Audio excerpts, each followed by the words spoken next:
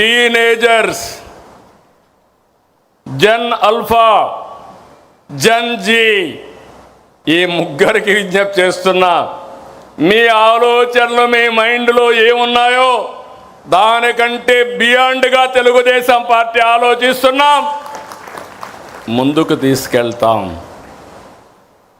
నాడు ఒక్క ఐటీనే యువత తలరాత మార్చింది, తలసరి ఆదాయం పెంచింది, జీవన ప్రమాణాలు పెరిగాయి, అసమానతలు తగ్గాయి. నేడు అంతకు మించి అవకాశాలు కల్పిస్తున్నాం.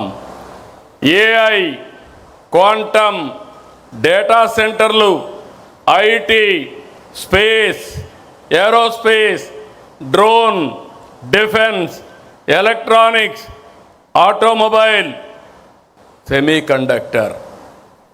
మీరు ప్రపంచంలో ఏ టెక్నాలజీ ఉన్నా దానికి చిరునామాగా ఆంధ్రప్రదేశ్ ఉంటుంది.